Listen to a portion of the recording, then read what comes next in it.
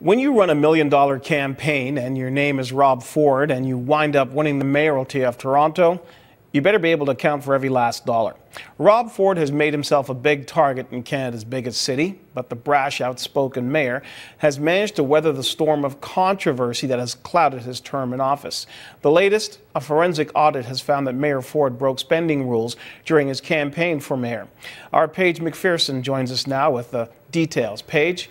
Hi, Brian. Can you tell us a little more about this complaint that was made against Mr. Ford, and what were the rules that were actually broken? Yes, sure. So the complaint was made back in 2010 when Rob Ford was running for mayor of Toronto, and that's the complaint that prompted the audit, the forensic audit for which we saw the results just yesterday. So the complaint was put forward by two people who are associated with a group called fairelections.org. That group is still in existence today. The first complainant is a Toronto activist who was active during the mayoral campaign. He campaigned against Rob Ford's transit plan by campaigning for the opposing transit plan called Transit City. Now, the transit, of course, was a big part of that election at the time. The other complainant is a law student, also based in Toronto, who volunteered for a so-called left-leaning candidate, certainly ideologically opposed to Mayor Ford's agenda at the time. So the audit found that Ford had exceeded the spending limit by about $40,000, $40,168 to be exact. And there were some details in it. There were some checks that were from corporations that were accepted by the campaign. There were some unaccounted for donations over $25, but essentially the crux of it, Brian, is that he exceeded the spending limit by about $40,000. Well, what's been the response from the Ford camp to this point? Well, Mayor Ford was not in his office on Friday when the forensic audit came out. Now, whether or not that was a coincidence that he left early that day, who knows? But Doug Ford, his brother, was at City Hall, and he said, well, he tended to focus on who lodged this complaint and what were their motives. So when interviewed yesterday, Doug Ford said it's the same usual suspects just trying to take down the mayor. You got a group that is spending, I don't know how many thousands, to go after someone that was democratically elected. They can't beat him at the polls. They're trying everything they can to take down Rob Ford. They want to politically kill him, okay? They want to politically kill him. That's how much they despise Rob Ford. Why do they despise Rob Ford? Because he's outsourced the garbage, cut back on union jobs. He's reduced the size and cost of government. He saved $1 billion.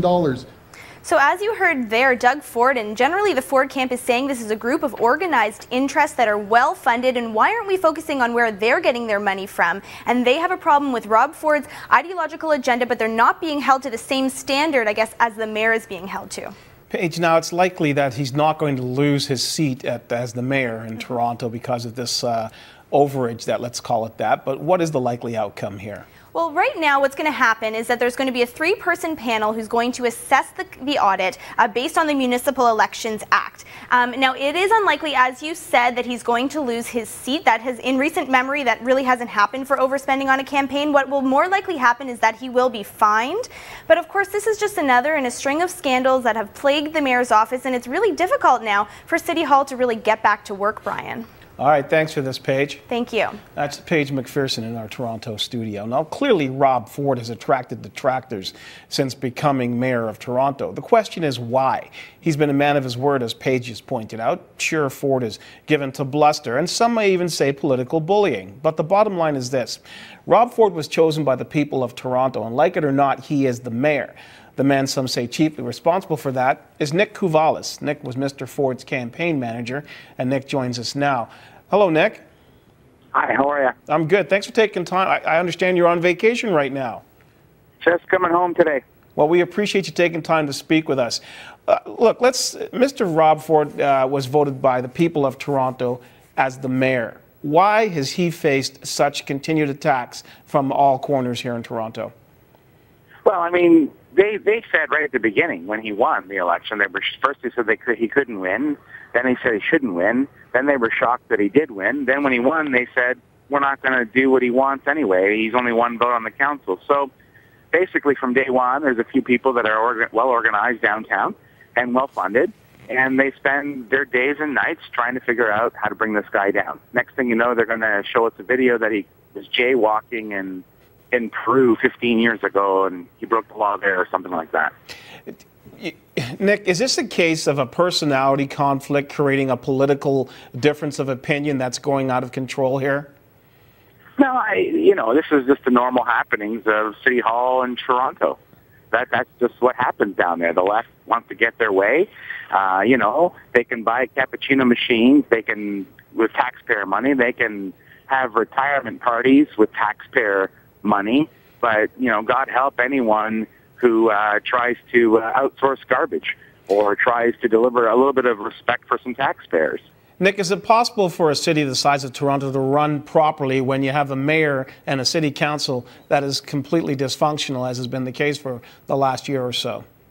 Well, I think that everyone loves to say it's dysfunctional, but things are getting done. The budget has been flatlined. I mean, that wasn't something easy or simple to do.